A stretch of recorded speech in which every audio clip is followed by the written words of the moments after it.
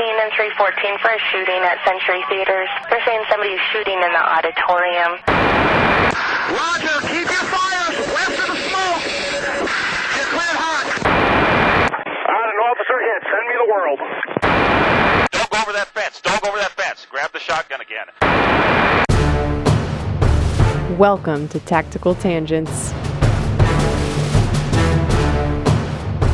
Welcome back to Tactical Tangents. This is Mike and Jim. This episode is brought to you by Dry Fire Mag. Dry Fire Mag is a trigger reset magazine that you can put in your gun, and it will let you do your dry fire, and it'll reset the trigger each time that you pull it.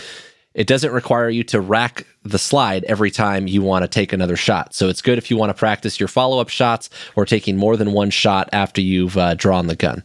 You can check them out at dryfiremag.com. This episode is also brought to you by Drip Drop Oral Rehydration Solution. Drip Drop is formulated for quick absorption of water into the parts of your body that need it the most. You can find it on dripdrop.com or even on Amazon. And if you're military or law enforcement and your organization is putting you where it's hot, have your supply guy buy it. You can find it on GSA Advantage or through its national stock number. It's NSN. So tonight, Jim and I are going to talk a little bit about the 911 system and 911 calls in particular, and we want to start with a example of one. 911, what is the address to your emergency? By the Fourth Street Laundromat. What is it? Fourth Street Laundromat. What's the problem? I've been abducted. The 911 call is chilling. But you're at the laundromat? No, I'm in the bedroom with them. You don't know what color the house is? No. Please hurry. A woman pleading for help. Her accused abductor sleeping in the same room. Does he have a weapon?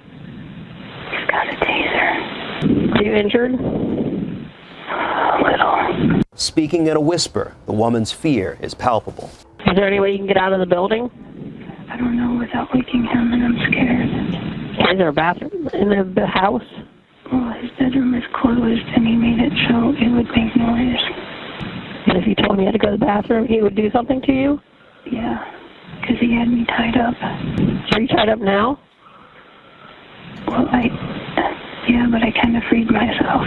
The dispatcher encouraging the caller to stay on the line until police arrive at the abandoned house. Oh, I woke him up. I can set the phone down. Then, silence. Minutes pass as the woman waits desperately. Are you still there? I'm a stalker. You what? I'm a stalker. Finally, officers arrive, and the caller works up the courage to leave the bedroom. Can you get out of the house? It's locked. It's locked. Are you at the door? Yeah, I am. She's at the door. Is there a window there? Yeah, I'm looking out and they tell me to come back. She said... Hurry. She said to hurry up and come back. After some 20 minutes on the line, the woman is rescued. Come out. Hurry up. Get out of here. Where is he? Bedroom sleeping. Still sleeping? Yeah. Okay, they have her. Right now. Do it. Inside, police arrest 40-year-old Sean Great before finding two bodies, including the remains of Stacy Stanley, a grandmother who went missing last week. Great also leading police to a third body in the rubble of a burned-out home nearby. So thanks to CNN for reporting on that incident. We'll post a link to that video in the show notes of the news report. But the 911 call is really what we're going to focus on tonight. So that's pretty intense as 911 calls go. And 911 is, for most people, their immediate source of contact with law enforcement. If they need help, that's what you call. If you're in a car wreck, that's what you call. If you're getting robbed, that's the number you call. And most 911 calls aren't nearly that intense. And sometimes it's not that clear whether you should even call 911. So, for example, a couple of weeks ago, my wife was driving through a school zone and got hit and run by a car. Guy decided she was going too slow in the school zone and went to pass her and kind of sideswiped her on the way around her. And she was talking to me. Of course, I was on a trip. She said, should I call the police? And I said, well, yeah, that's what we have police for, is to have them handle stuff like that so we don't have to. And to me, it was very obvious, but to her, it wasn't obvious. Calling an authority figure is scary for a lot of people. And especially if you grew up in the days of DARE and school resource officers, you probably had a class on not abusing 911, where you were taught, don't call 911 unless it's an absolute emergency, because they get a lot of silly phone calls. They get calls about people being out of toilet paper. They get phone calls about people's cats in trees, right? And so you don't want to fall too far on the silly spectrum, but when it's time to call them, you need to call them. And so I called Mike and I said, Mike, should we call the police about this? And Mike's like, yeah, maybe you should. That's kind of what we do. If you had one job. So this episode has a couple of objectives. For one thing, I want the average everyday citizen to understand a little bit more about the 911 system so that they can factor that into their decision making. If they're going to call for help, if they should call for help, what they should do and what it should sound like. And also, if you're going to call, or if you're in a position where you have to call, what you should say, what information is the most important. The other objective is I've noticed that a lot of public safety personnel themselves don't necessarily understand how the system works. Some people will go in and do like a sit down in their 911 center as part of their training.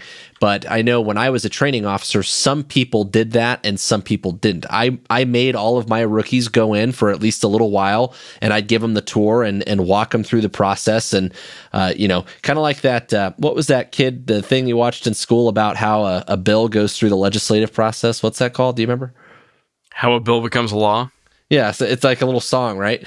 Yeah. So I wanted to take my rookies in there and take like them from 911 call to dispatch. And so they understood where the flaws are. And I think that's important if you work in public safety, whether it's on the law enforcement side or fire EMS, to understand where we're likely to lose information, because it can happen in about, I don't know, a million different places. And the more you understand the system, the more you can try to compensate for that when you respond.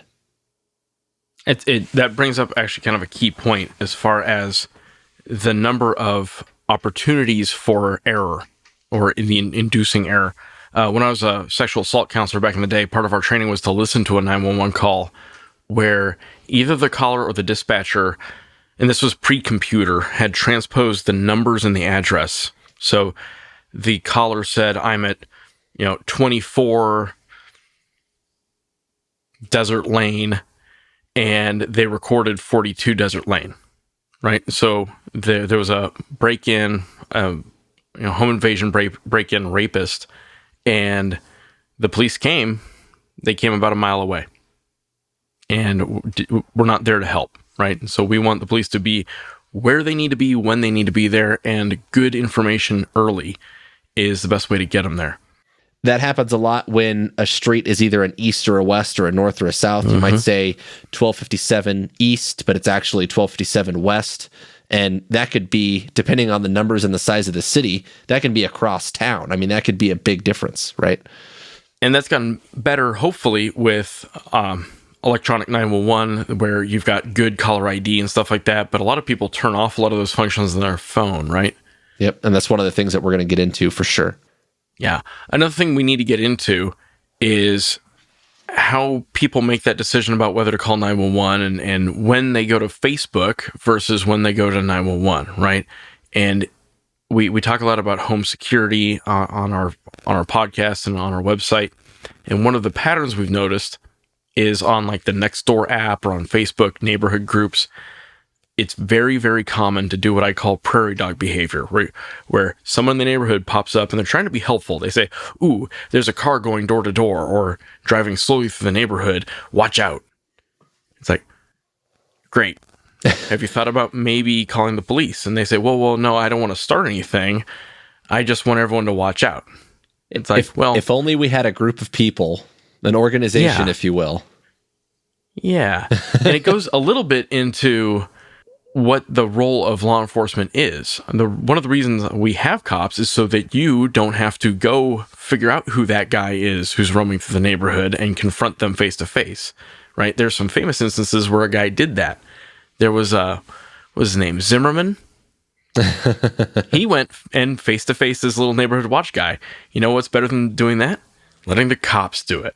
Being a good witness. Be a good witness. So pass good information, and they might know something you don't, is one of the things. That same car might have broken into 3 or 4 houses across town that week, and they're looking for it, and your phone call is what helps them find it, right? So my thing is that if someone's going to knock on my door, past the no soliciting sign on my door, they're going to get contact with law enforcement. They're going to get checked for warrants. That's the service I offer them, right? I had a very similar experience one time in a neighborhood Facebook group where one of the ladies in our neighborhood said that there's this suspicious car, doesn't belong here. It's been parked here for X, Y, and Z. And people are, there's a bunch of back and forth. And I just jumped on there and said, hey, off-duty cop here. I don't work in this area, but maybe just call and report it to the police and they'll come out and check on it. And they're like, well, he hasn't done anything wrong and they haven't this and they haven't that. And, they don't have to be doing anything wrong. It is completely harmless for me to go pull up to some guy that's sitting on the side of the road and say, hey man, just saw you in the neighborhood here. Is everything okay? Do you need anything? Are you lost?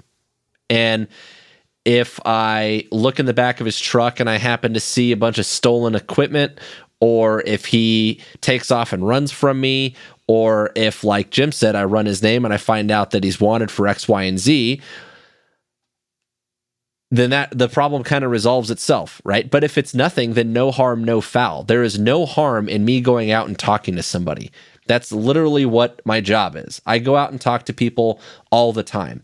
And what you have to understand, if there's thing number one to understand about the 911 system, if you're looking at this from the citizen angle, is we're going to triage your calls. If you call 911 and you're like, well, there's a guy, it's kind of suspicious, he doesn't belong here, he hasn't done anything illegal, but I'm a little concerned because I usually notice the cars that go by in our neighborhood, then we'll triage that appropriately. Hey, it's a lower priority call. If someone's free in the area or they're leaving another thing in the area, then they can go cruise by and see what he's up to, right? No harm in that. And even if we don't make it out there, going back to Jim's point, let's say in 2 or 3 hours, a call does come in for something that happened, and we look in the area and we see, oh, hey, there was a suspicious vehicle call that came in like an hour and 20 minutes before this happened. That's weird. Now we have a lead that we didn't have before, right? Yep. So there's no harm in calling in those situations.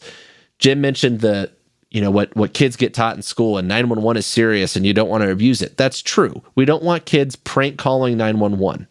And I've had plenty of stern talking tos with kids that have done that. And we also don't want kids playing with the phone and calling in by accident or for something that wouldn't warrant it. But that doesn't mean that we are not here to help you, right? Public safety, people that work in public safety are public servants. We are here for you. There is no harm in calling and saying, hey, it's not a big deal, and let us sort that out. And I don't want to make this all about law enforcement either, because it applies as much to EMS and firefighters as well. Let's say that you had when I was a little kid, I didn't know any better at the time. I don't remember how old I was, but I couldn't have been more than probably 8. And I put a Pop-Tart in the microwave. Pop-Tarts are wrapped in a foil package, right? And so the foil ignited in the microwave. And we were able to put it out, and it wasn't a big deal. But just as an example, there have been times that I've gone to calls that were basically it might have been a house fire, but it wasn't, right? Where people have called and say, hey, I had some stuff in my oven caught on fire. My house is full of smoke. I just want to make sure that my house isn't going to explode. And I'm telling you right now, the fire department is totally fine with getting off their lazy boys, driving over to come look at they can look at the heat in the wall and make sure that nothing is likely to ignite from whatever happened if you had a close call with a fire that you were able to put out on your own. They would rather come and make sure that the fire is out instead of you saying, no, it's probably fine. And then when you leave to go to the grocery store, it rekindles and your entire house burns down. So there's no harm in that. I have a story kind of related to that. So I was at my breakfast burrito place at a previous assignment, and I looked over at the checkout stand, and the lady said, help, the lady behind the counter. and a guy had passed out onto the checkout stand. And I kind of grabbed him in kind of a jiu-jitsu hold and to set him down onto the ground. And he came to as I was setting him down on the ground. Now, the funny thing about losing consciousness is you don't know you're losing consciousness, right? It comes as kind of a surprise to you when you wake up and you're like, how did I end up here? And why is this man holding me? Manhandled by Jim? Being held by Jim in my tender arms. And so this old guy, he comes to as I'm sitting him on the ground. He doesn't know why I'm holding him. He doesn't know what's going on. And I'm like, hey, sit down. You've had a fainting spell. And he was so flustered and so embarrassed by it, he ran out and got in his car and drove away. Oh, God. So I don't know what happened after that. I don't know whether he ran into a tree. I don't know if he ran into a kid in a crosswalk. I don't know. What I should have done was, as he was going down, I should have said to the checkout lady, call 911. And I didn't do that, so my bad. And I have a number of stories like that, but going back to like people in neighborhoods and stuff, I lived in one neighborhood that had a number of break-ins and car break-ins. And we also had a lot of door-to-door sales. And it was like people couldn't find the pattern, that maybe some of those door-to-door salespeople were conducting surveillance on us. It's a clue. Trying to figure out. It was a clue. And they were sensitive to the fact some of those people, maybe a lot of those people, were just trying to make a living. And they're just trying to live their lives and sell their magazine subscriptions. But some of them weren't. And they didn't want to call police until we started really getting break-ins, like home invasion break-ins. And then we got pretty serious about calling the police. And strangest thing, all those door-to-door salesmen went away. That's actually a tactic that we've seen a lot of burglars employ. That's not unique to the area that Jim lived at the time, where if they're scoping out a house and casing a house, they want to test to see if anybody is home first. And so they've got this kind of preloaded excuse for why they're there. They'll go knock on the door, ring the doorbell, try to confirm that no one's inside. And if you do answer the door, then they've got some BS story to try to play off like, this is why I'm here. But there's a couple things that will usually stand out if you run into someone like that. If they're claiming to represent a business, they'll probably be in some kind of uniform or a polo with a logo on it or something like that. They should have business cards with their name on it. They should have some literature from whatever it is that they're representing. And if those things don't add up, your instinct is trying to tell you something. So feel free to ask. No, I don't, but do you have a card? I'm not interested right now, but do you have a card or a brochure or something I can look at? The other thing is, beware of the guy that wants to sell you a home security system, because a lot of these people will try to get in your home because they're doing surveillance, right? So they're taking an inventory of what kind of stuff you have to steal, and if they're there to sell you a security system, now they know whether or not you have one and how good it is and how to defeat it potentially. So if someone wants to sell you a security system, you can tell them, I actually have an awesome security system. In fact, it told me you were here before you even knocked on the door. So got your face. Thanks. It's got your license plate as you drove up, right? Yeah. So related question. A lot of people have been taught or believe that if they're home and someone knocks on the door, they should pretend they're not there. Do you have any take on that? Whether, if my wife is home alone and here's someone knocking on the door, should she answer the door? Well, you obviously don't want to necessarily open and just let them in, right? I mean, it depends a lot on your own comfort level, and you can look at the person and get a good read. If you don't have like a peephole or something in your door, then obviously that's thing number one, is make sure you have a way of looking before you open. But as a general rule, you have to remember you're never obligated to open the door for anybody. So having like a security screen, like a wrought iron door in front where you can open the interior door but keep that one locked where they can't get in that way, is one option. I do think acknowledging them is important because, again, they might be just trying to figure out if anyone's home. And you want to answer that question in a way that's going to keep you out of trouble. Historically, so if you look at just break-ins in general, not the home invasion, scary, like armed robbery type of things necessarily, but burglaries in general. Commercial burglaries happen at night more often than not, and residential burglaries happen more often during the day. Why is that? It's obvious, right? People are at work during the day and businesses are closed at night. So that's typically when they happen. So my entire career, when I've worked on nights, I've had to factor in that, hey, if people come and knock on my door during the day, I need a way of detecting that if I don't hear it and I'm asleep, because that might mean that they're coming inside, right? They're the next thing coming is the break-in. So I think it's generally a good rule to address them in some way.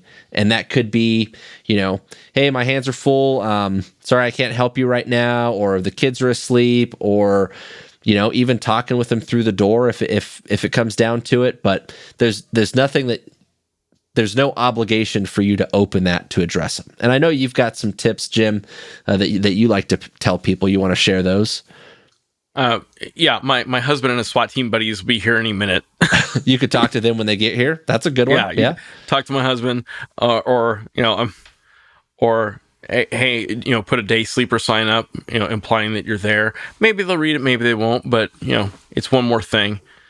So if you wanted to fake that, you could always leave a note for FedEx or UPS or the postman and say like, hey, I'm here, but I'm sleeping. You can leave the package on the thing or whatever. Evidence of a dog. I don't want to make this a home security episode, but what I want to emphasize is that you want to man the door and you want to call the police when it's time to call police, right? Yep. So if I call 911, Mike, what happens next? What you have to understand is every area is different. So you can actually go online to Department of Homeland Security and you can learn a little bit about your 911 system. Anyone that calls 911, and this episode obviously is specific to the United States. I can't speak, I can only barely speak for areas outside of where I've worked, but understanding 911 in general, this is applying to the United States. It might be different wherever you're from if you live elsewhere, but in the United States, if you dial 911, your call is going to be answered by a PSAP, Public Safety Access Point, or sometimes it's called Public Safety Answering Point. And if you go on Homeland Security's website, you can they have a map, and you can search on the map where your area, your county, whatever is, and it will tell you who runs that PSAP. Sometimes it's the local county sheriff. Sometimes your city might run its own. And in some cases, which we'll talk into some interesting examples with Jim, but if you live on like a military base, for example, they might send you to the local authorities or they might answer their own depending on the base. So PSAP is the first place that your call gets answered by, but that is not necessarily the people that are going to respond. PSAP is simply going to route your call to the people that it need to go. So the first question is typically, is this fire, medical, or police related? And sometimes it's all three of those things, right? And then from there, which agency? Because your PSAP might control more than one geographic area. So, for example, in my area, our fire dispatches not only for my city, but also for several surrounding smaller agencies as well. So that is all determined by PSAP in their first couple of questions. They're going to send you to the next agency call taker that you need to talk to give additional details. Yeah, they're trying to efficiently get you through a decision tree, right? That's ultimately going to result in getting the right help rolling to you. And while they're doing that, and Mike's going to explain this in more detail, help is rolling to you. So just roll with it, right? So along those lines, with if you're on a military base, and this is something I tell a lot of military people, and not just military bases, but like if you work in a big office complex, a big company office complex or a big government office complex, you are allowed to do a line check.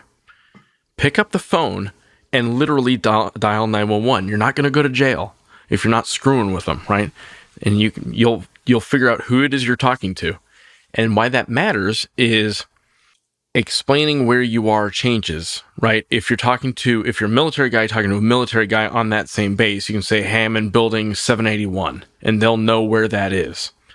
If you tell the local county sheriff dispatcher, I'm in building 781, they're going to say, I got nothing. What's your address, right? And so you might have to start with big to small. Hey, I'm on, Simpsons Air Force Base, and I'm at the northeast corner of the base in building 781 on, Tuskegee Way or whatever, right? So knowing who you're talking to on the other side of the line might affect how you talk to them, right? So you can pick up the phone, call 911. The other thing with calling 911 is most places have fixed this, but back in the day, at least, you had to do a prefix sometimes to dial out, right? You had to do a 9 or 99 or 98 or 97 or, your last four is your social, whatever. Actually make sure 911 gets you somewhere. Oh, and by the way, you might get one of those PSAPs that Mike was talking about, different ones based on whether you're calling on your cell phone or calling on your landline. Yeah, generally the landlines are going to be routed right from the phone company, and it's already determined where it's going to go, but your cell phone is going to be based off of which cell tower you're hitting. And those jurisdictional, what we refer to as jurisdictional cases where it's right on the border of one thing to the other, that's part of what PSAP is going to have to determine. And another fun fact, if you go onto that Homeland Security website and look at those PSAPs, you can also find actual phone numbers for those PSAP centers or those communication centers. So if you know that you're, for example, in one of those areas, you can actually dial the correct number knowing which one you need. But be careful with that because, again, you don't want to make too many decisions for them. Let the system do its thing. But what I want you to understand about what PSAP does is it simply gets you to the right person. They are not the ones not necessarily the agency that's going to respond. They're routing your call appropriately. They are also interfaced with those agencies. So first thing that happens when you get on the phone, they're going to say, what's the nature or location of your emergency? Those are essentially the first two questions they want to know. Where are you and what's happening? Based on that information, they're already typing that into a computer. That call is entered and it's going to the appropriate people. They might get a couple more little bullet points, and then what's probably going to happen is you're going to get transferred to the agency that's going to be helping you. There's a couple cases where, let's say, for example, it's a shooting, right? The shooting call is going to go to law enforcement first because we have to, make the scene safe and do all that. But the fire department might listen in because they're also trying to get information for the fire guys. And at some point, the police department might turn the call over to the fire department or something like that. So that interface is all something that is part of the system and it's all going to work together. But understand that the first couple of questions that you hear are just determining what the nature and location of the emergency are and what agency you need to talk to. And then you're probably going to be placed on hold and transferred to those people. Not always, it depends on your area, but generally speaking, you're going to get transferred. So expect to be placed on hold. It doesn't mean that help isn't coming, right? The call's entered. They're going to send you over to a call taker that's going to start to get the information that the responding agency wants. And that's important to understand because they're going to be more tied in with the individual officer or units or whatever that are coming to you that might have additional questions as they're trying to figure you out. And Jim's got a story that you'll hear in a little bit that will help you understand why that's such a big deal. Now, in some areas, just to caveat this, I mentioned that it depends on the area. I've worked in Southern California, Southern Arizona, so that's my experience is unique there. But you might be dealing with a PSAP or communications center that there's a lot of cross-training and stuff. That's something that at my agency now, a lot of the police and fire communications people are cross-trained into multiple tasks. So it might be very seamless. The person that is your PSAP might also be your call taker, might also be your dispatcher. Some of the smaller agencies especially, it might be Sally at the comm center that answers the phone. And she's like, hold on a second. And she's talking on the radio in the background. You never know. But the flow is still about the same. You're going to get that PSAP. You're going to make sure that you have the appropriate agency that can help you. They're going to start with the bullet points. Those bullet points get help rolling. And then we're going to start with all the questions. Now, we talked a little bit about the cell tower bit. And let's talk about how cell phones tie into this whole thing. E911 or the enhanced 911 system is basically the ability to transfer GPS data along with your phone call, right? When you call 911, we can see a GPS ping, and that helps us a lot in a lot of cases. For any number of reasons, some people have turned off or disabled that. That's okay. We could still get some location data based on which cell tower you're hitting, but it might just give us a rough direction. It's saying, hey, we're on this cell tower and it's coming from the east, and it might have a estimated distance or something like that. And you have to understand that that might help in the case of, was it east or west, whatever street, but it doesn't, or if a number got transposed, like Jim said earlier, but it doesn't help narrow down if you're somewhere within a 1,000-meter radius. If the confidence factor of that location is within 1,000 meters, in a neighborhood, that's 1,000 meters is like over a half a mile, right? So it's 2,000 houses or 100 houses, and they can't knock on every single door, not in time to help you, right? Right, and that doesn't help. So, yeah, if you disable those features, just understand what you're asking for when you do it. But at the same time, that doesn't mean you're totally screwed. Jim might be able to tell you that there's some security reasons that you can't have GPS enabled. I get it, but it does help us find you if you're in trouble. And this goes into kind of a recurring theme throughout all of our podcasts, and our whole program is risk. And what's more likely to kill you, the Chinese or the evil government coming to hunt you down because you've got guns, or because you called 911 for help and we're trying to save you? Yeah. Weird. So, and that's a thing that I personally struggle with sometimes, because I am in the military. I do serious military things. I have serious military adversaries that I got to worry about with serious capabilities. And at various times I've been told, hey, kill all that stuff because the bad guys are watching you. I'm sensitive to that. So this one time at band camp, I was driving down a dirt road in eastern New Mexico, dangerous straightaway, as I like to say.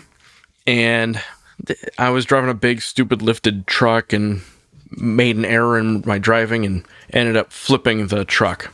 And I had a pretty serious head injury, a moderate concussion, traumatic brain injury. And I regained awareness, I like to say. And I was right side up, facing the wrong way on a dirt road. The car was smashed. I was smashed. My shoulder was smashed. My ribs were smashed. My head was smashed. Didn't know where I was. Didn't know how I got there. My brain was not really working. I tried to shove my way out of the driver's door, and that was where I really realized my shoulder was banged up, and that I immediately regretted that decision. Kind of tumbled out of the car, like owing, like, ow. This hurts. This hurts.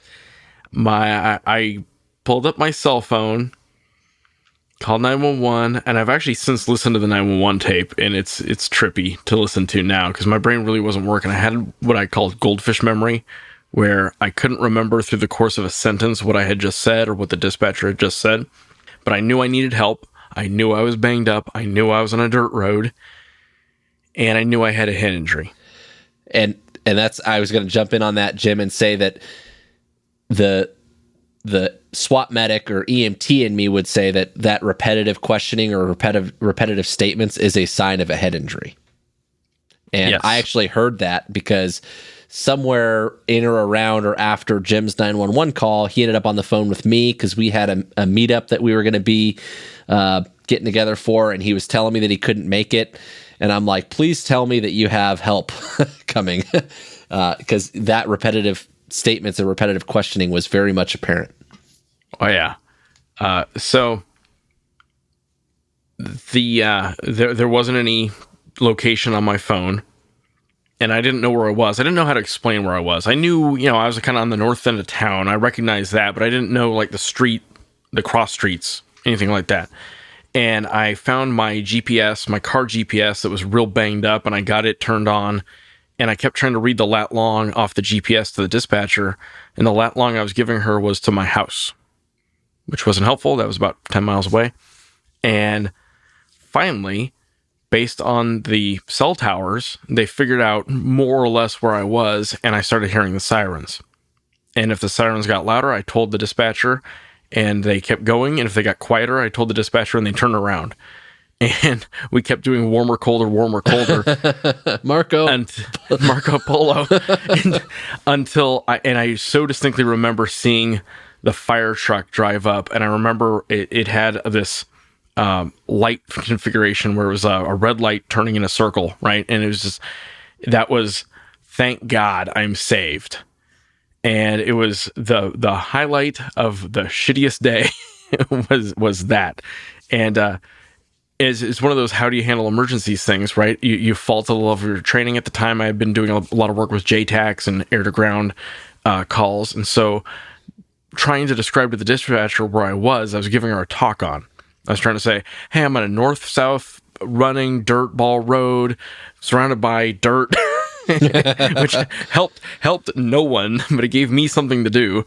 But it was trippy. But I'm obligated every time I tell that story to say that I'm grateful to the men and women of the dispatch center that I talked to, and the fire department and EMS and the hospital, who all helped me and got me back up and running. So thank you to them. And it wasn't even the Chinese that showed up. So that's It wasn't good. the Chinese, and it wasn't the man coming to hold me down.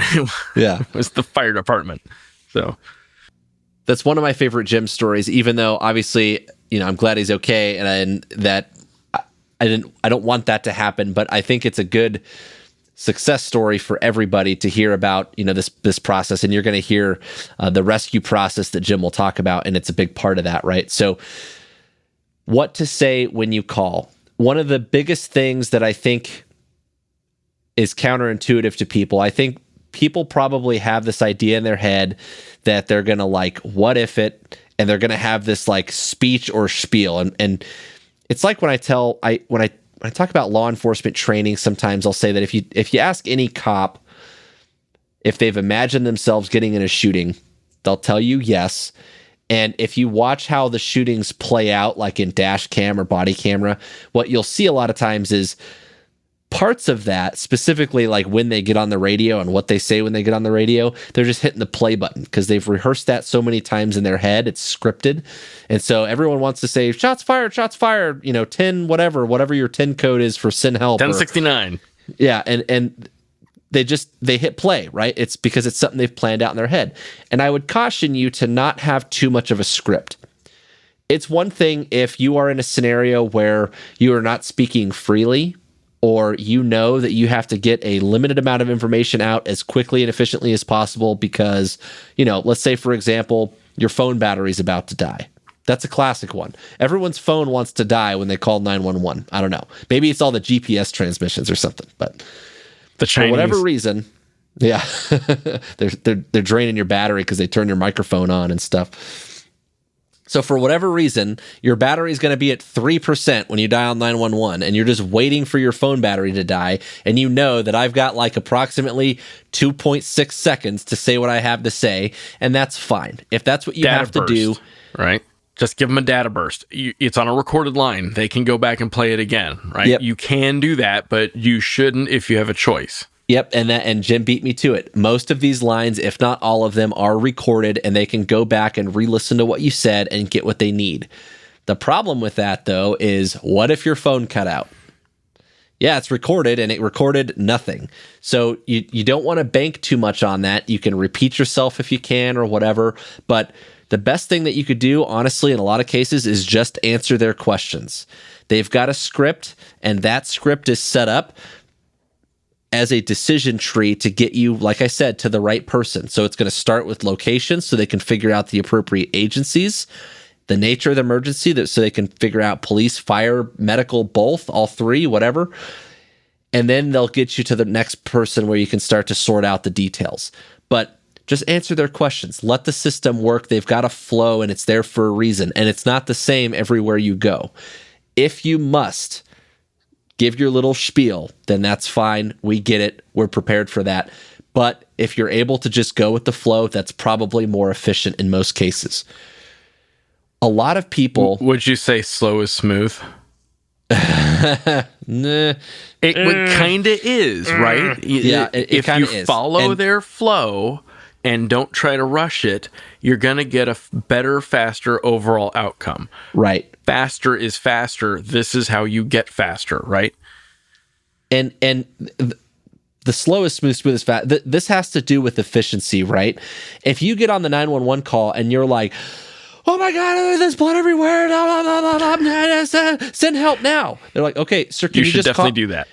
Yeah. Can you just calm down for a second? Like, they're going to spend the next 45 seconds trying to get you to take a breath so they can get a coherent thought out of you because you're freaking the hell out. And that is completely unhelpful, right? So efficient, slow, smooth, whatever.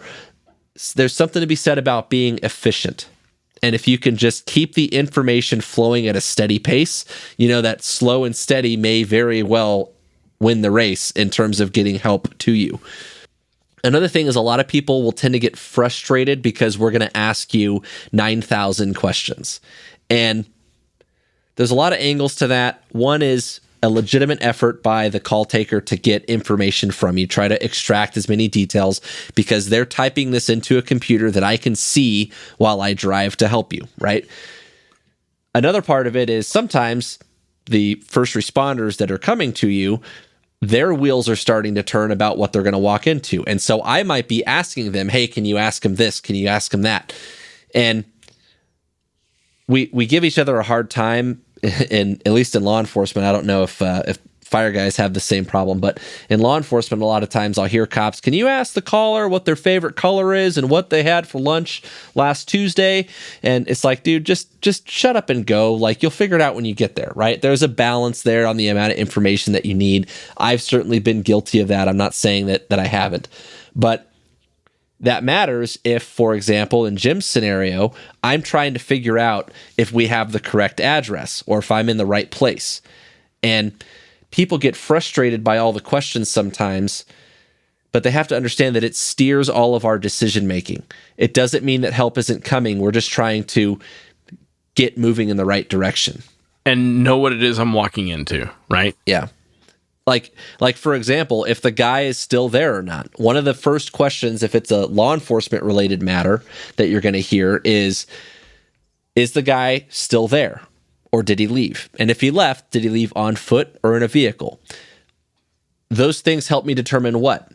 If he's still there, then all of my resources need to come to you, right? If he's not there anymore, we're going to come to you still, but I can handle that with like one or two or a couple guys instead of everybody. And then I can send everybody else to go find or catch the bad guy, right? And if they left on foot or in a car, that determines a lot because my search area gets defined quite a bit by that. So understand that those questions serve a purpose, but it doesn't mean that we're not already coming. There's a number of times that we get calls. Just today, I was at work today and there was a call for, it'll come out as a, priority, whatever. It doesn't mean anything if I say priority 2, but a level 2 unknown trouble call. No further information. This is the address. We're still on the phone trying to get more. Okay, cool. I'm headed that way. But what happens in the Q&A session that happens next might determine if I turn my lights and sirens on or not. And that's important if, for example, everyone might think, oh, always do your lights and sirens. Well, no, because what if you don't want the guy to know that the police were called, right? So those questions are important, and don't get frustrated by it. A number of times I've gotten, callers not answering the desk questions and stuff, and I have to remind people that call, like, hey, our call takers are trying to do a job, and it's a difficult one. Like, work with them a little bit. Don't be a dick, right? Yeah. I have a story about that. So I was driving through Albuquerque through a very rough part of town, and Albuquerque in general is a rough town, and this particular part of Albuquerque we call the war zone. And I pass a bus stop, and I see a guy, middle of the day, it's like 3 p.m., take a bandana and wrap it around his face. And I'm like, that guy's up to no good. No good is about to happen here. I'm not a detective, but... Yeah, I'm not a detective, but I call that a clue. And I didn't know what was going to happen. I didn't want to be a part of whatever was about to happen. So I continued down the road. And I'm like, well, maybe I should probably tell an adult about this. So I call 911, and they take me through their tree. And the only thing I really noticed was there was a dude And he was putting a bandana up to his face as a mask, and he was tying it behind his head. And that's all I remembered about him. I couldn't tell you what he was wearing. I couldn't tell you his ethnicity or whatever. And so they're asking me questions like, does he have a gun? And I wanted to be very careful about not leading one with the other. I didn't know. And so it's a yes or no question. Does he have a gun? Yes or no? And you're allowed to say, I don't know. I didn't see one. None observed, right? That brings up a good point, because one of the parts of vocabulary that I think should be eliminated from every dispatcher, call taker, and frankly, even 911 caller in many cases is no weapons. At no time should any dispatcher ever tell a responding first responder no weapons, because there's no way to know that definitively. No. A definitive yes is one thing. Yes, he had a gun in his hand, or a machete, or a tomahawk, or whatever. That's very helpful. But the answer is otherwise unknown. And you have to watch out for that dispatch priming effect, where the things that we start to think that we're walking into, I will have an expectation before I get there of what I'm going to see. And this is true if it's a shooting versus an active shooter, or like a hostage scenario kind of thing, or a woman is getting, beat up or murdered or raped or something like that. Like, if I have those preconceived notions, that might start to get my wheels turning in a direction they shouldn't be going without more details. So be careful about that with what you say. Try to answer the question as accurately as you can. I mentioned a minute ago about whether the person was still there, and if they weren't, if they left in a vehicle. And one of the things that drives me absolutely crazy is when we go to like a convenience store robbery, and they ask the clerk, did he leave on foot or in a car? Well, I don't think... He walked out of the room on foot. Yeah, he walked out the store on his feet. But the answer is you don't know, unless you followed him outside, which... Hey, if you did that, I mean, more power to you. I appreciate the information, but I don't recommend that, obviously. But just because he walked through the doors on his feet doesn't mean that that's how he left. And I don't know very many armed robbery suspects that parked in like the handicap spot in front of the door. So if you don't know, and again, if you watched him on camera or something and you saw him hop the wall or something, then that's great. That's helpful. But answer the question as accurately as you can. I don't know is acceptable. Well, he walked out of the store and then I didn't see where he went from there. Or he walked out and turned left and I don't know where he went from there. That's perfectly acceptable. But factor that into whatever you're telling the dispatcher or the call It was taker. funny because I felt like I was failing a test. I'm like, man, I'm supposed to be a good witness. Yeah. And they're going to ask, descriptions and all that. And we're going to get into that in a second. But you're allowed to not know. Yep. You're allowed to not know. And that's what I want you to know. The other thing that you should know they are prepared for is, in very rare cases, are they going to disconnect with you? I'm not going to say it doesn't happen, because I know plenty of times 911 has hung up on people. In fact, I've been the guy that's told 911 to hang up on people because they're calling to like complain to my boss about about why I pulled them over, and I tell them like, tell the call taker to hang up. So, but barring something like that, or like an outright prank call, very rarely are they ever going to hang up. What does that mean for you? If you have to make a call in some kind of distress, or if you're under duress and you have to make a call, then that's fine. Make the call and they will work with you until they figure it out. And we've got a good example of that right here. A wrong call at first glance quickly turned out to be a call for help. Luckily for an Ohio woman, her 911 dispatcher was listening very carefully. Michaela Marshall has the story. Oregon 911. I would like to order a pizza at... You called 911 to order a pizza? Yeah, apartment... This is the wrong number to call for a pizza. No, you're not. I'm getting you now. In his 14 years of service, this is a call Oregon dispatcher Tim Tennick has never gotten before. You see it on Facebook, but it's not something that anybody has ever been trained for. We're just trained to listen. He says domestic violence calls are common, but not like this. Is the other guy still there? Yep. I need a large pizza. All right. How about medical? You need medical? No. with pepperoni. After this exchange, Tenick alerted officers to hurry. Turn your sirens off before you get there. Caller ordered a pizza and agreed with everything I said that there's domestic violence going on. Tenick says his intuition that something wasn't right kicked in, which to him reaffirms how important listening is in his line of work. Thank you. How can I help you? Other dispatchers that I've talked to would not have picked up on this. They've told me they wouldn't have picked up on this. Excellent dispatch work on the part of our dispatcher. Some dispatchers may have hung up. Oregon Police Chief Michael Navarre told me that ordering a pizza to indicate domestic violence is something he's never heard of. Not in all my years, not in my 42 years of law enforcement. But coming up with some kind of code to alert 911 that you're in trouble is the right thing to do. The chief says if you ever find yourself in a similar situation, here's what you should do. Somehow or another, convey to that police dispatcher that you're in trouble. And this woman did that. She did that not with her words, but with the tone of her voice. Thanks to the quick thinking of both the caller and the dispatcher, the alleged abuser, Simon Lopez, was arrested and locked up. He handled the call beautifully, and it had a happy ending. The victim's daughter says when she made the call, she was hoping to keep the person hitting her mom from running away before police got there, and that strategy worked. And they also talk about texting to 911 as well, too, is a good way, if you can. Yeah. All right, and this story is also a reminder if you or anyone... So that news story is from KGET News, and I'll put the video in the show notes for you. But they bring up a couple of good points in there. One is, well, first of all, just an observation. You notice in that case that it sounded like the dispatcher and the call taker was the same person. So that's what I was telling you earlier. It might be different depending on where you go. The other is the sirens thing. So they're piecing together that, hey, this call is being made covertly and to turn your sirens off before you get there. And they also mentioned in there that some areas have the ability to text 911. That's something that you'll have to look locally to see if that's an opportunity for you. There's another thing that they mentioned in there that I didn't get to yet. It was going to come up later, but I'm glad that they brought it up. I want to reiterate is the tone of voice thing.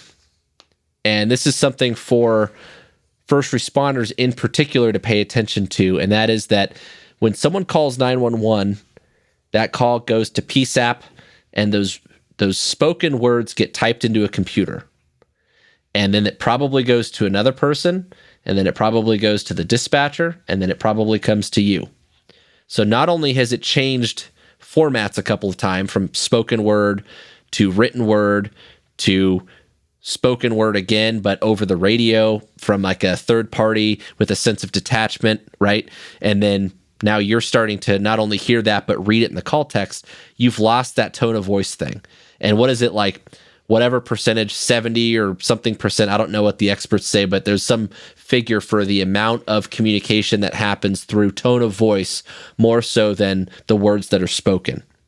So if you're trying to figure out how accurate something is or how big of an emergency something is, you lose a lot of that in translation. So when we talk about flaws in the system, and again, I'm not saying there's a good fix for that, short of you calling the person yourself, which is an option in a lot of cases, or having another officer do it or another first responder, you're losing some of that. So make sure that you're accounting for it in your decision making.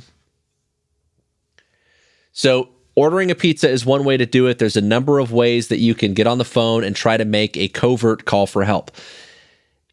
Even if you are doing something like that, and let's say you have to put the phone down or you can't talk anymore, you have to stay quiet, don't hang up. Leaving the phone open, leaving an open line still lets the dispatcher listen in or the call taker listen in and hear what's happening in the background. And that still can help us as we're responding. So we can hear if the guy is in the room with you. We can hear if it's quiet. We can hear noises. We can hear screaming. We can hear breathing in many cases. So don't hang up the phone. Leave it as an open line. And that's still a source of information and intelligence for us. And you can give a play-by-play. Yep. If you're able to talk, you can give a play-by-play. Now he's coming up the stairs. Now he's got he's saying this. Right. Something like that. Yeah, like maybe in 4 or 5 minutes, right as we're showing up, you can give a short little update. And even if you can't listen to what the dispatcher is saying and you can't hear questions, you can still speak and we can probably still hear you. And not only that, but your GPS data might get we might get more confidence factor in your GPS if you catch a better signal or the cell towers grab you. So that can be helpful. And then going back to Jim's point about the sirens, if I'm not sure if I have the right house, I can start knocking on doors and I might be able to hear the doorbell or the knocking in the background. The call taker might be able to hear that for us. So that helps a lot if you're not able to come answer the door and I'm trying to make a decision if I need to force my way inside to help you, right? If I know that, okay, the call taker can hear the doorbell in the background, I know I've got the right house, right? And now you're not answering the phone, then you're in trouble, right? So I can come in and help you. So leave an open line if you can. Obviously, the most important part of your 911 call has to be the location. And I'm going to get to that in 1 second, but related to these notes about the ordering the pizza and the tone of voice thing is your ability to sell whatever it is that you're reporting. And in many cases, people will either downplay or upplay an emergency in a way, and sometimes that's on purpose. Like sometimes it's cultural, sometimes it's demographic. Some people have been taught to, I'm sorry, it's probably no big deal, but I just want you to know this. Maybe don't do that. Maybe when you're calling 911, just tell it straight. Here's what's going on. Here's where I am. Here's what I see.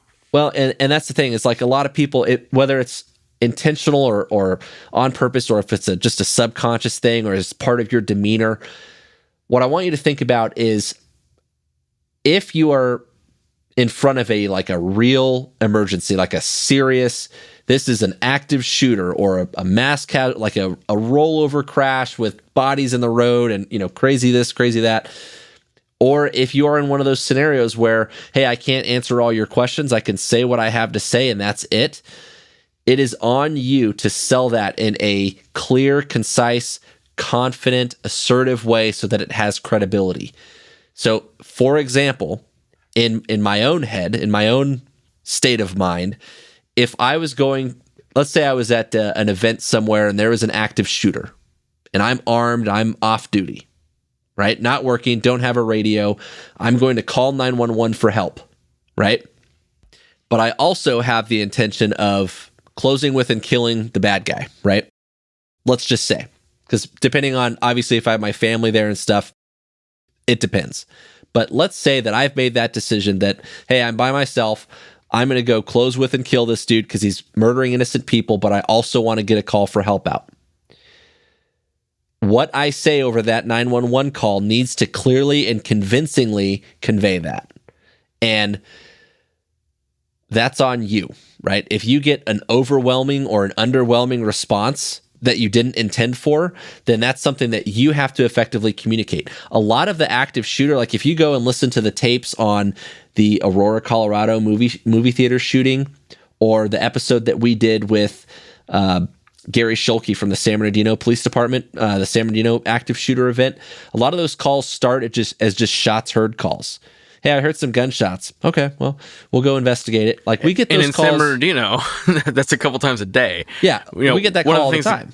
One of the things that came up with that was, well, how many shots do you hear? And that frustrated people in the middle of an active shooter event. But you have to understand, in San Bernardino, there's a threshold below which they probably won't even respond. Yeah, well, and like on certain like holidays, 4th of July, New Year's, like shots heard calls, we probably aren't even going.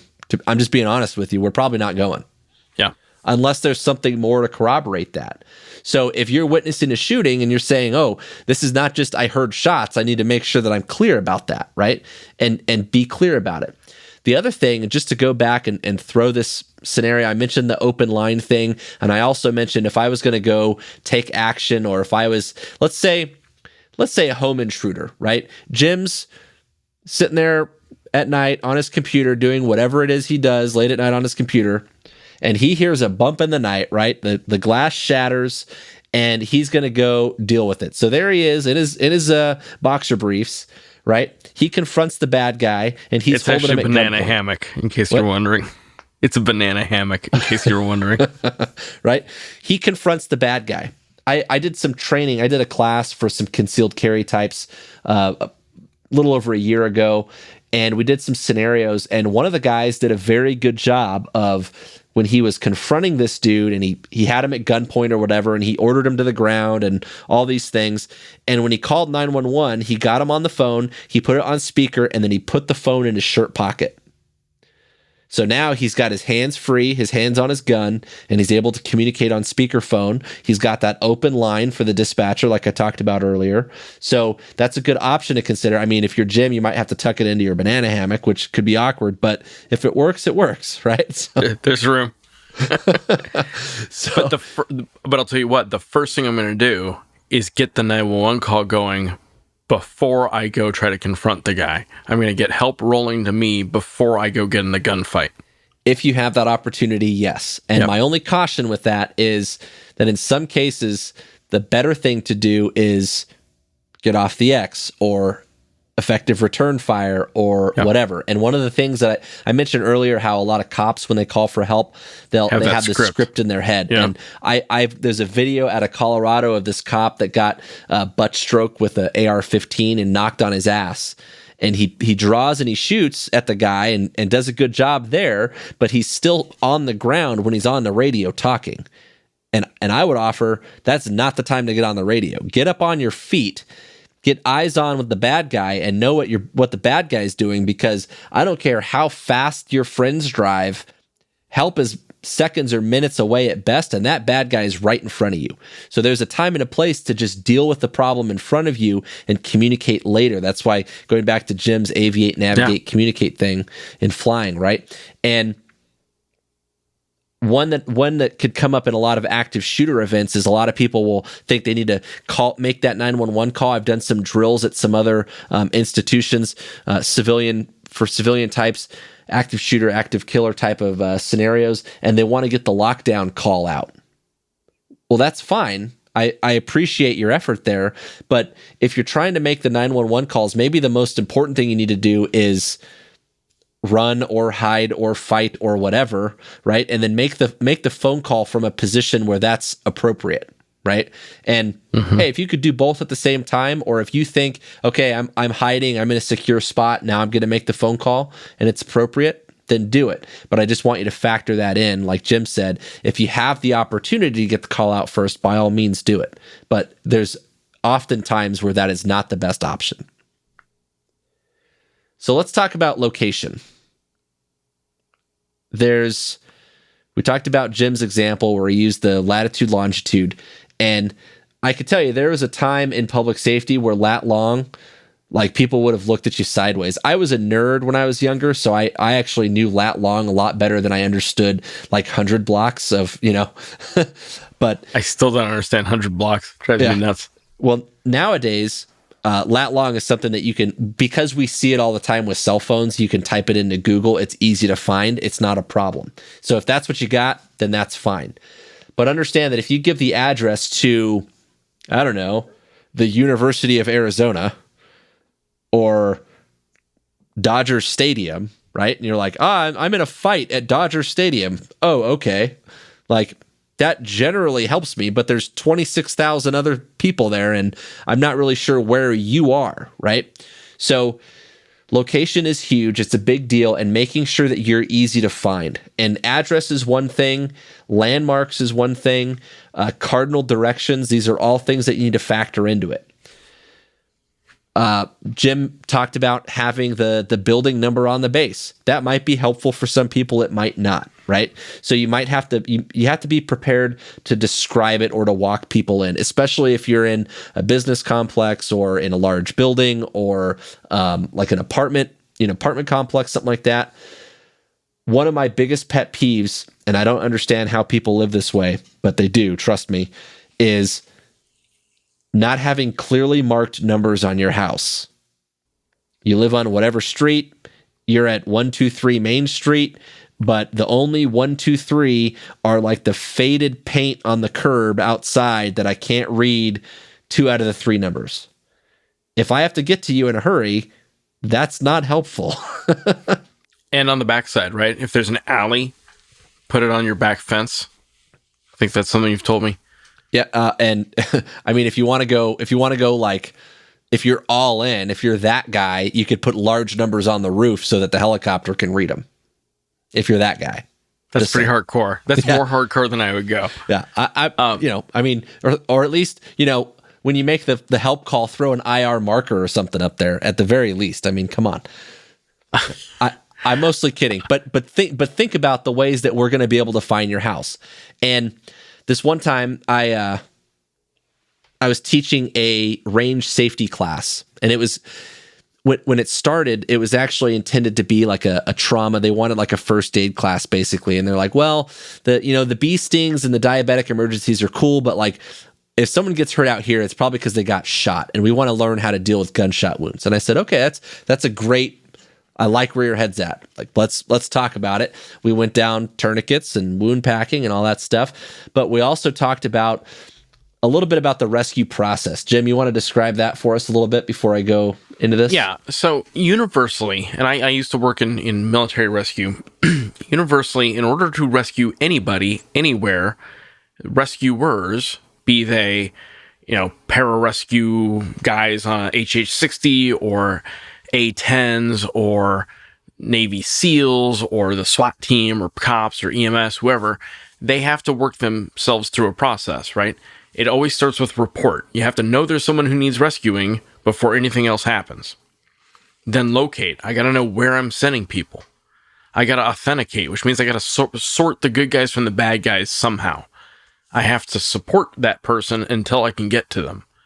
I have to recover them. I have to physically get them out of the danger. And then eventually I've got to reintegrate them, which might mean getting them to a hospital. It might mean getting them back to their loved ones.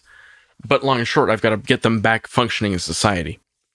So every step of that way, the survivor or the 911 caller has the biggest say in all of those things, right? If you don't report, no one's going to come get you. If I don't know where to find you, no one's going to come get you. Or we might be looking for you for days or weeks, and maybe we'll find you, maybe we won't. Authentication. I might get you confused with the active shooter. That would be a bad outcome. Let's not do that. And if you're an off-duty cop even, right, it's not a given that the responding officers are going to know that, especially if, like, you don't personally know them. Like, you're off-duty, but you're at a concert. You're a Phoenix guy, you're down in Tucson, or you're a Tucson guy, you're up in Phoenix or something like that, or Albuquerque guy up in Santa Fe. And you need to be sensitive to that. Support. You know what that scene needs better than anyone at that moment, right? So if you see 25 people bleeding, you need to say that on the phone because that's going to change the scale of the response, right? And recovery. Is it going to take a helicopter to get you out of there? If it is, you need to say that probably up front. And ultimately, your rescuers are going to help make that determination. But if you're really, really isolated, or if you're down at the bottom of a canyon, maybe say so.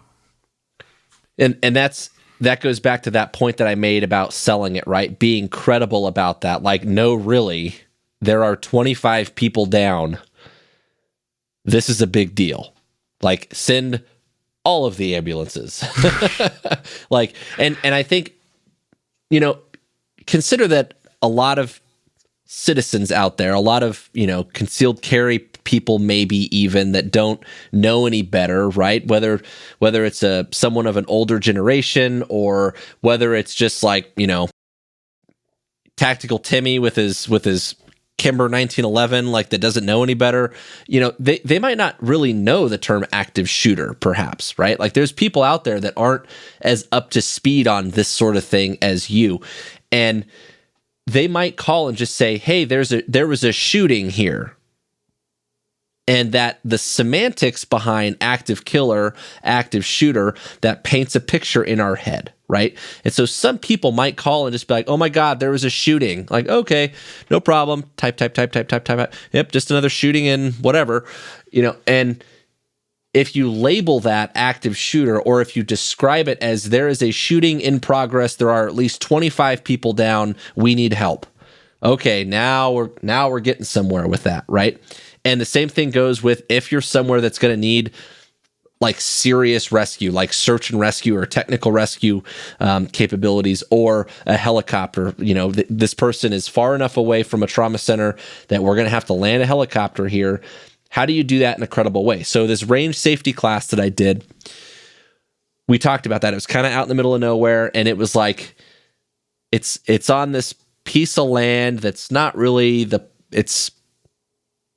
best way I could describe it is like geographically it's part of a landfill.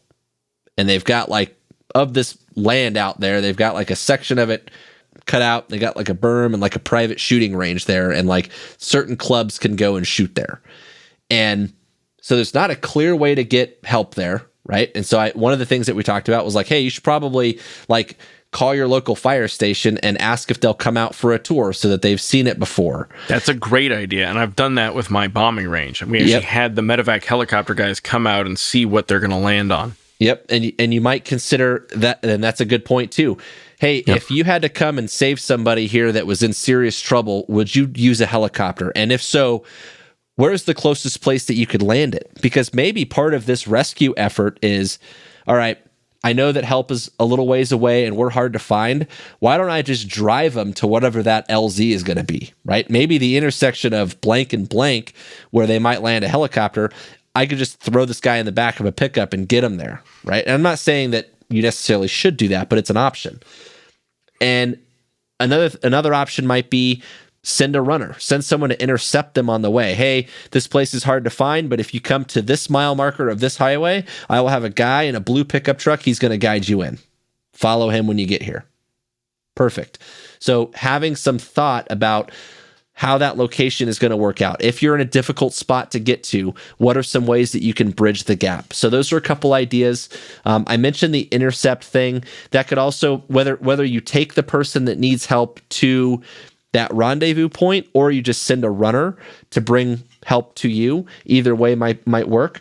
One thing I would caution you against is if you think that you're going to just drive to the nearest police station or to the nearest fire station and get help. That might or might not work out for you. A lot of times those guys might be on a call, right? And maybe no one's there. And two, they might not have the right resources for you.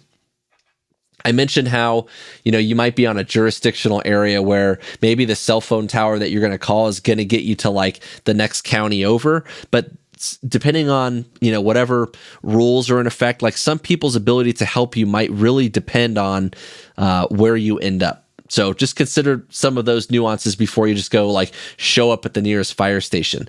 My biggest takeaway from that is if you think you're going to just drive somebody to the hospital,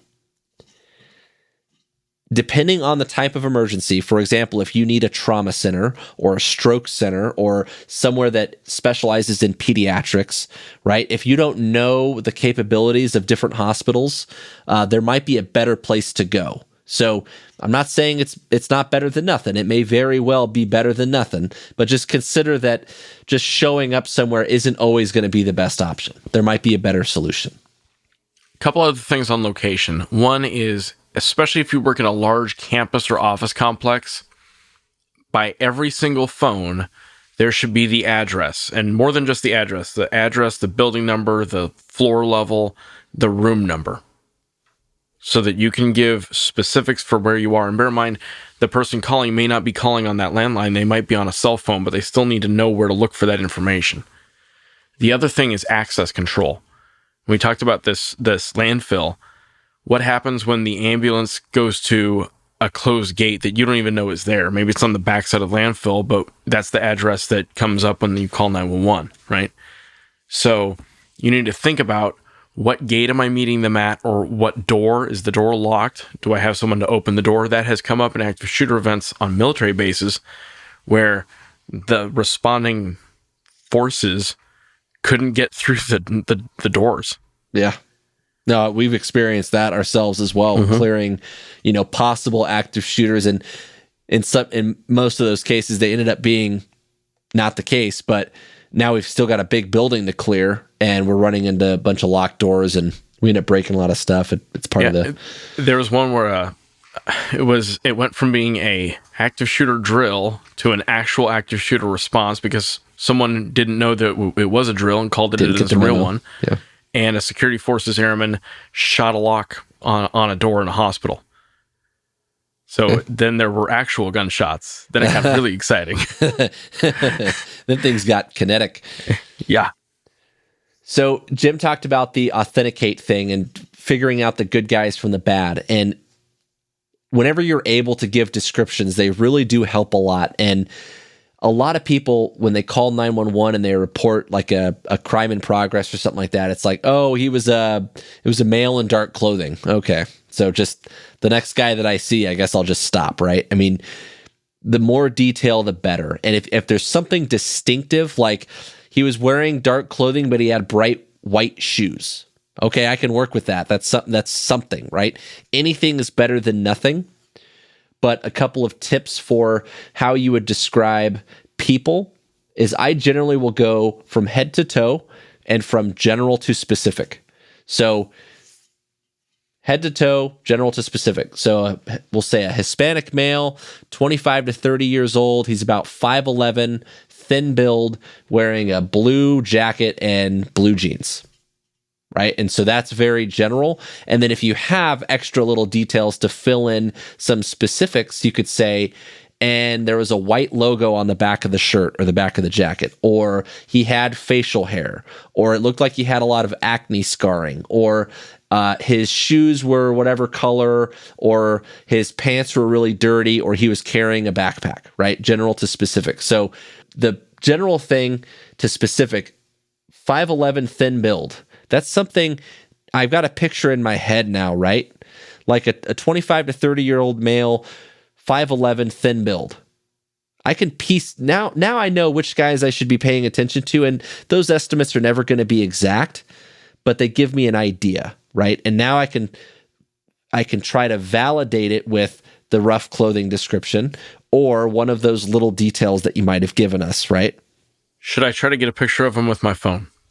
If you can, yeah. I mean, the pictures and stuff will always, pictures, video, any of that always helps. Hell, if you can, even just, let's say the picture's not going to come out well, take notes. I mean, say it in your head before you make the call and write it down real quick if you have the time and that's appropriate, right? But that's how I look at it, general to specific, head to toe. For a car, let me go back to the general to specific thing.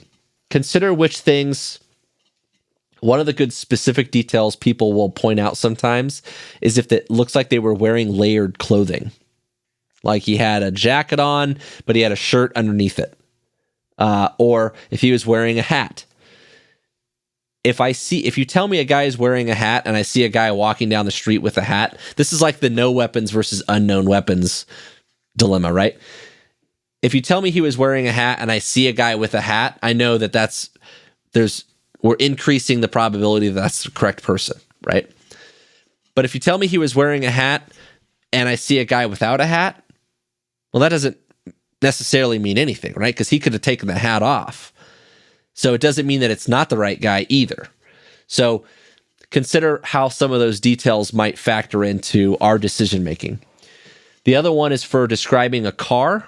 So the analysis or the acronym that a lot of people use for describing vehicles is CYMBL, CYMBL. It's color, year, make, body style, license plate. CYMBL, CYMBL. Color, year, make, body style, license plate. And obviously, if you know the model of the car, like if you tell me it's a Toyota Corolla instead of Camry, that's cool. That helps me. But if I know it's a Toyota four-door car, or like Tundra versus Tacoma, that is helpful if you know for sure. A lot of people don't. But if you tell me it's a newer model, probably 2015 or newer Toyota pickup, right? That Toyota pickup, I can pick that out of a lineup, right? That's pretty good. So color, year, make, body style, and then license plate. Obviously, if you have it, even if you have a partial plate, or even if you could tell me what state it's from definitively, or if it's a temporary license plate, those things all matter if you can capture them. But, you might not be able to remember everything. Just get what you can. Or any distinct thing, like a bumper sticker. Yep. Body damage. Hubcaps missing. Yep. And then what about groups of people, Jim? You want to walk us through groups of people, how you describe them? Yeah. The universal military thing for describing a group of people is the salute report. Salute is an acronym for size, activity, location, uniform, time, and equipment. I'm going to go through that slowly so it falls into your brain. Size, how many were there? Activity, what were they doing? Location, where did you see them and where were they headed? Uniform, what were they wearing, right? And not necessarily their military uniform, but, were they wearing jeans? Were they in suits? Were they in tactical gear? What time? What time did they show up? What time did you last see them? And equipment, what did they have with them? And, try to be as specific as you can. Did they have a crowbar? Did they have a gun? What kind of gun? And it's great if you can say, it was a, Taurus PT-92. I know that it wasn't the Beretta 92 because the safety switch was in a different spot or whatever. It's great if you can say that. But if you can say pistol, that helps. Or bright colored versus dark colored gun. Or rifle or shotgun. Anything like that is useful information, right? That's the salute report. Size, activity, location, uniform, time, and equipment. And a quick word of caution on some of these things. We're giving you some tools, right? And the idea is to help enhance your ability to get these calls for help and to give descriptions and to give details and the sorts of things that we need. But consider how many eyewitness accounts or eyewitness reports are wrong or incorrect. Yep. Ever since the proliferation of DNA evidence has become a thing, like we've gotten the ability to use DNA to confirm that someone was at a crime scene or handled the weapon or whatever, something like 75% of the convictions that were wholly dependent on eyewitness accounts were overturned. So all the times that you heard about new evidence getting introduced and someone that served a prison or was in the middle of serving a prison sentence that new evidence got them released because the DNA showed that wasn't the guy, those convictions most of the time relied on eyewitness testimony that was incorrect. So only say stuff like Jim said earlier. Don't be afraid to say, I don't know. Don't make it up. Focus on the things that you're going to pick up. Try to commit those to memory. Use those devices to help shape where you look. But if you're not sure, then don't say it unless you're sure, right? Or at least give that caveat that I think it was this color, but I couldn't say for certain. So a couple parallels I want to draw. I mentioned a couple times using the radio to call for help for law enforcement, and location there becomes a big factor. And I know we talked about the script that people will sometimes use. And the one useful thing that you can use is that salute report that Jim talked about, and making sure that people can, okay, I need help and this is where I'm at. That's fine. If you get nothing else, that's good. But if you're able to help people coming know what they're going into, how big of a problem it is, keep it, how big of a problem it is. Let me stop there for a second.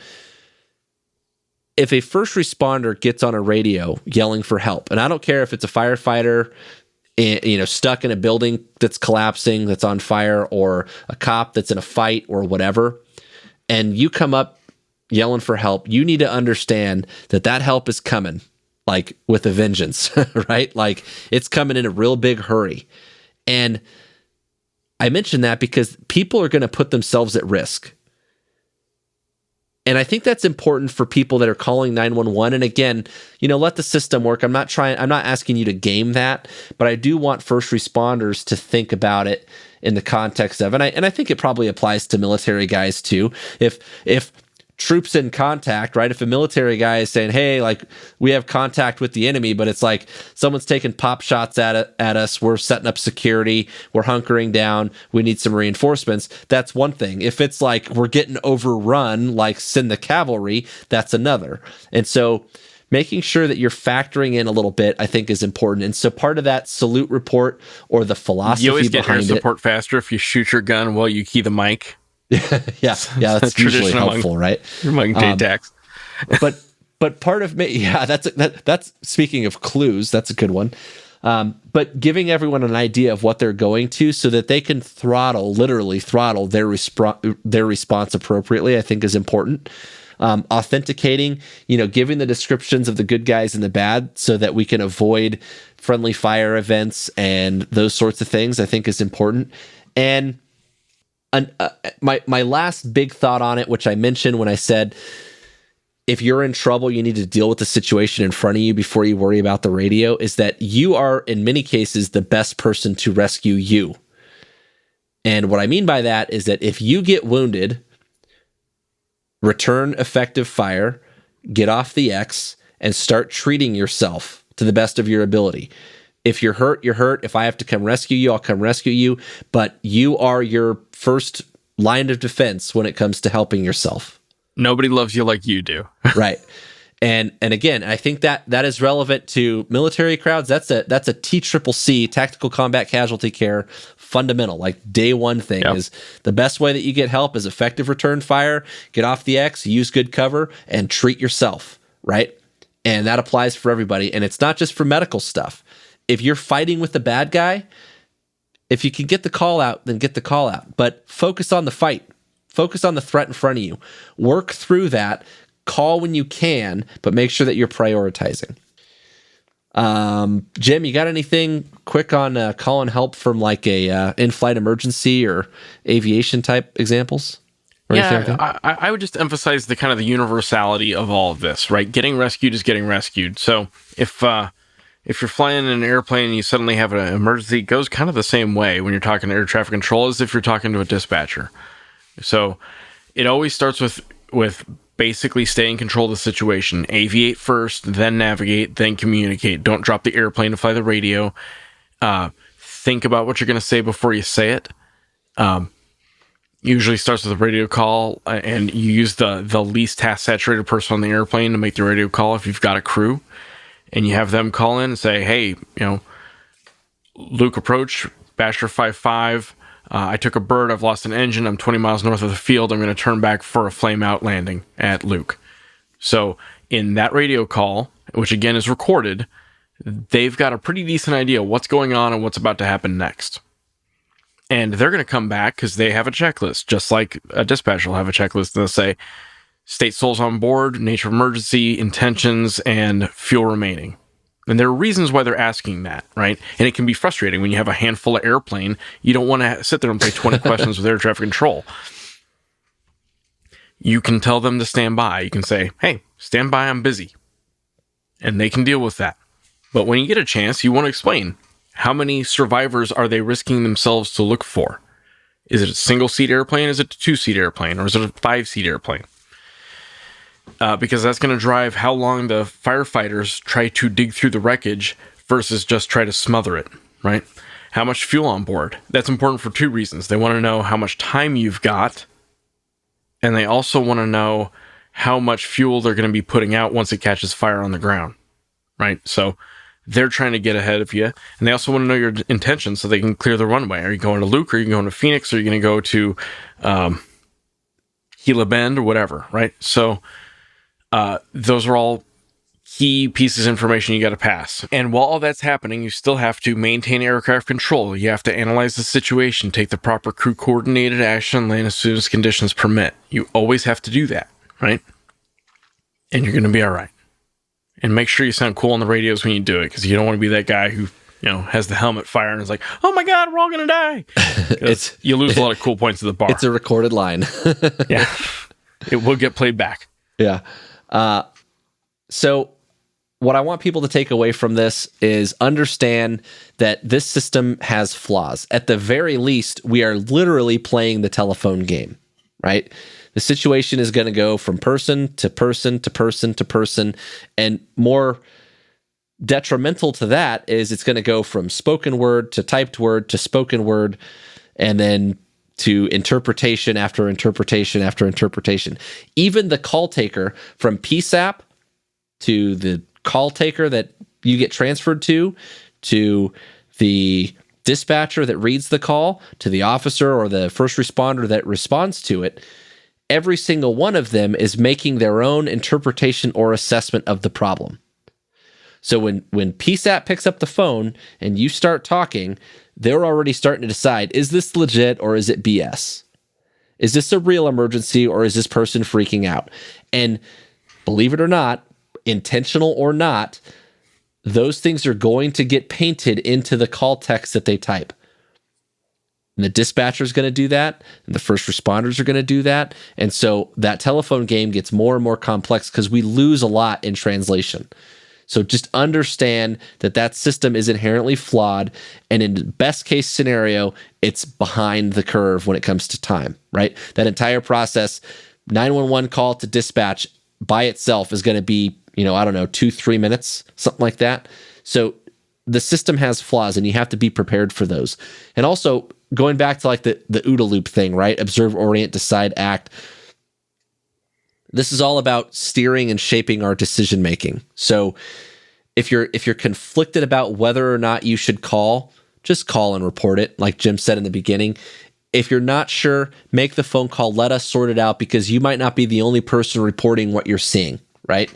One person might have said, hey, there's suspicious activity. Someone knocked on my door. I answered it, but then they were gone. I didn't see anything. I don't know what they looked like, blah, blah, blah, blah, blah. Another neighbor might say, hey, there's a vehicle that's in the area. They haven't done anything wrong, but blah, blah, blah, blah, blah, right? Those dots, you're not able to connect unless you're sitting in that room where you get all of that information.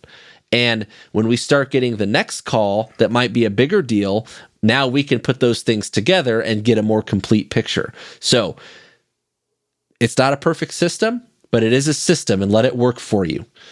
I mentioned the tone of voice bit, and the tone of voice thing I think is huge. How much of it we lose in translation from there to there, from point A to point B. Human error is a factor in all of this. So dispatchers, call takers, first responders, 911 callers, we all make mistakes. So anticipate and be ready for that. Avoid being the type of person that instead of calling for help, you call like your aunt or your uncle or your cousin. Or your Facebook neighborhood group. Right, or your Facebook neighborhood group. And then someone there calls on your behalf. Because now it's like third-party information that we lose so much there, right? We're taking that system and we're making it so much more difficult to work with. Just call. Just call and let us sort it out. Remember that 911 callers, call takers, dispatchers, first responders, everyone has a different base of experience. First responders, yeah, we get the 911 calls, right? We don't get to hear the person on the phone, so we don't know the quality of the information that the call taker was given. And those call takers and dispatchers often don't get to see what the outcome of those events are. So your decision making has been fine-tuned over years and years and years of seeing these things all the way through to the end. Whereas a lot of these people that work in these communication centers only get the very beginning. So consider the different bases of experience. The same thing can be said about what your 911 callers are going to say to the people that they call, or to the people that they talk to. And I think those are probably my big things. Jim, what do you think? No, I thought that was solid. And I think this is an important kind of fundamental to, again, how citizens interact with law enforcement is knowing what's going to happen when we call 911 and when and how to call 911. So I think that's huge.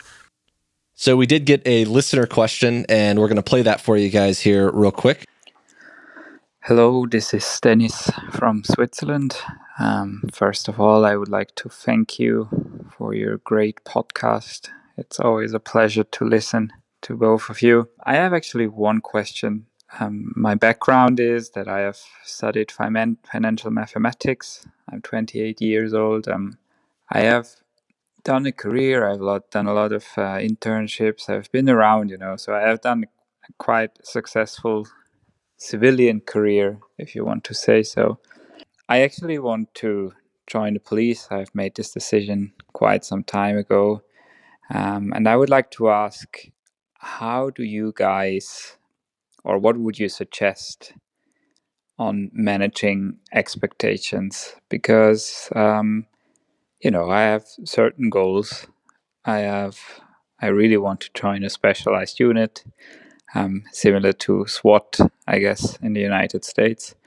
But I'm really afraid, I'm quite an old guy, and I will be joining now. Then I have 2 years of police academy. It's actually that long in Switzerland. I don't know how long it is in the US. And then you have to serve for like 2 or 3 years until you are allowed to sign up for specialized units, right? So I will be 33 basically. No, actually 34 when the first time I'm allowed to apply for such a unit. So I don't have many shots to get in, and I find it quite hard to manage the pressure from myself. What if questions? What if I don't manage to get in, which is actually very probable, right? So I would like to know whether you have an input on that. Like, does a career in either police or military, do they just evolve? Like, you just start and then you see what happens, or is it good to have goals? Yeah, it would be great to have your input on that, maybe on another episode. I know you talked a bit about how to handle hits in one of your episodes, like when you get thrown out of your team, basically.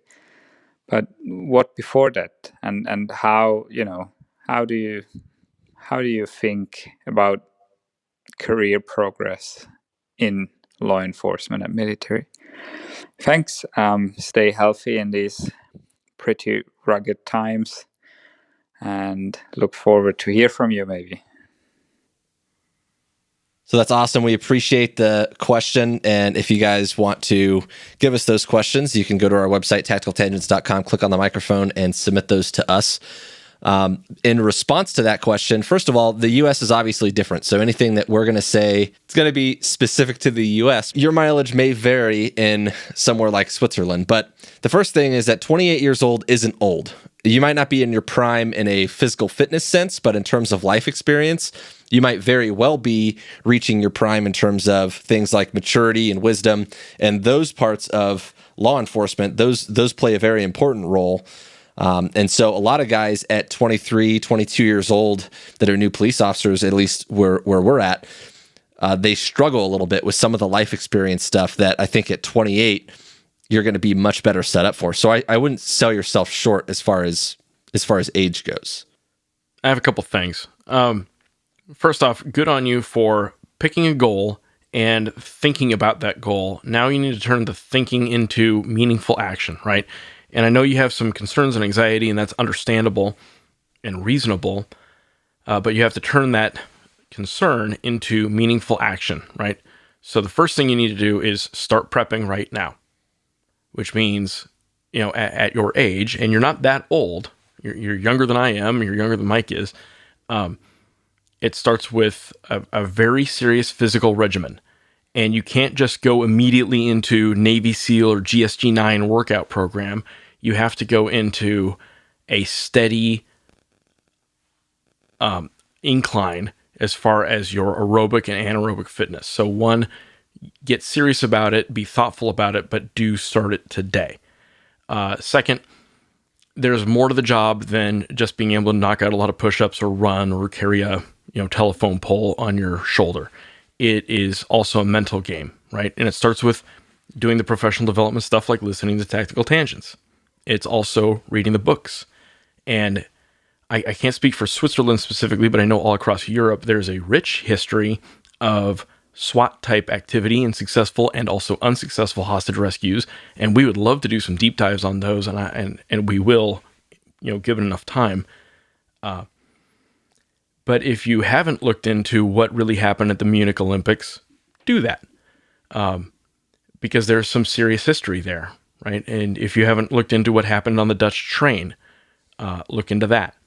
So learn the history and learn your local Swiss SWAT history, both the big events and the little events, right? And even if you don't get into one agency, that doesn't preclude you from getting into other agencies. So maybe your local law enforcement agency, for whatever reason, any of 1,000 reasons, isn't interested. That's okay. Look at the federal, look at the next city over, the next principality over. Whatever you need to do. If you're really serious about the goal, execute that goal, right? And so prepare mentally, prepare physically, make them tell you no. Don't tell yourself no. Like, fill out the applications, go talk to them, go out of your way to meet with and engage the people who you want to work with and learn from them firsthand, because they're going to understand things about their agency that I couldn't hope to understand, between one, them being there, and two, things like language barriers and background, right? And I would say as far as the professional development stuff goes, it absolutely does evolve. The career progression will evolve. And for example, you might get into it and may very well find that your background in finances and financial mathematics or makes you really whatever, valuable. Yeah. like really, really valuable. So that might set you up really well for a intel or analytics job or doing something like, financial crimes, fraud, and those sorts of things. And you may find that your unique strengths from your current career might take you somewhere you weren't expecting to go. And in a sense, you kind of get the best of both worlds. And as far as, the concerns about not making it and trying to get onto a tactical team, to kind of piggyback on what Jim said, first of all, just being a patrol cop, like just being a regular officer, you may very well still find yourself kicking in doors or being the first on scene to one of these terror attacks or any number of things that is still a big deal. It's not like the SWAT guys are the only ones doing that kind of thing. So don't downplay being just a cop. There is still plenty tactical about being just a cop. And I wish that every patrol cop out there would wrap their heads around that a little bit and not make it an us versus them thing, right? Like we supplement each other in terms of mission. The difference in working on a tactical team is that I plan an operation that is anticipated. It is more difficult for us to be reactive, and that's obviously the more difficult thing to worry about. So don't downplay those aspects of being a patrol officer. And don't get me wrong, if you're offered a non-tactical or administrative job, take it. That will open the door and give you exposure to the tactical teams, and they might get to know you and you might get to know them. And one, you might decide you don't want anything to do with them. Or two, you might decide, hell yeah, I'm all about this. And they might decide the same about you. So take any job that you can to get closer to it. So, but to finish that up, again, wrap your head around the fact that, like, just as a patrol guy, you might still do the tactical stuff. Special teams train for and prepare for special situations. And don't get me wrong, I love what we do. I love my team. And if that's what you want to do, then go for it. But don't focus on not making it. Focus on doing what you need to do to be successful. Start working out, like Jim said, read the books, learn from case studies, talk to people, ask those difficult questions, and make sure that you're not preparing excuses in your head for why you didn't make it just because you're trying to soften an outcome that you don't want. Just get out there and set yourself up for success. And there are likely very few reasons that you will not be able to accomplish those goals. But that being said, if you don't make it, don't let that hold you back from being the best patrol cop there is, or the best investigator there is, or going back and trying again if that's an option. If you don't make it, and I believe that you can, plenty of people have come through our process older than you will be when the time comes. But if you don't, take a look in the mirror, answer the hard truth questions about why you failed and ways you can do better next time, and then move on. If you can't do one thing, then find something else that you're going to enjoy or that you're good at and roll with it. And my last thought on all this is the guys and gals that make the best operators or SWAT guys or who are special or work in these special teams are the ones that are good cops first. So don't get too far ahead of yourself. Yes, it's good to have goals. It's good to think to yourself now that, man, that's really something that I like to do. But you might get into this and find out that, like, hey, I'm not really feeling some of that stuff. I want to go a different direction. And that's also okay. So don't get too far ahead of yourself. Get into being a police officer in the first place for the right reasons, and then get good and then great at that, and then work on the next steps from there and build up on your goals. So that's all I got. Jim, do you have anything else for our question from Switzerland? No, that's all I got. We appreciate the question. It's awesome, and we appreciate the engagement. It's a good question, and we encourage anyone else who has questions, reach out to us, hit that record button on the website, and let's get into it. Yep. This episode was brought to you by Manus. Manus and the Manus X is a system that you attach to your firearm and helps you do live and dry fire training and collects all your data and gives you immediate feedback and coaching on how long it takes you to draw the gun to the trigger pull, to from the beep to the bang, right? It tells you what you're doing with the trigger as you're pulling the trigger. And that's how you get better, is with coaching, and that's what you're getting with Manus. Check them out, Manus X, data-driven performance. And also by Ride-On Optics. Ride-On is bringing you high-quality HD glass, and they have a lifetime guarantee. They will send out a brand new product to replace, not repair, anything that you have an issue with that you buy from them. You can buy in confidence. Go check them out at rideonoptics.com. Remember that we put out new episodes on the 1st and the 15th of each month, so subscribe if you want to stay on the loop. If you want to support the show, you can go to Patreon, give us $1 for each new episode. That money's going to go back into bringing you good content. If you want to interact with us, you can email us, info@tacticaltangents.com. You can also find us on Facebook, Instagram, and Twitter. We are at TacTangents. And that's all I got. Jim, you got anything else? Have fun out there. Be safe. All right, good talk.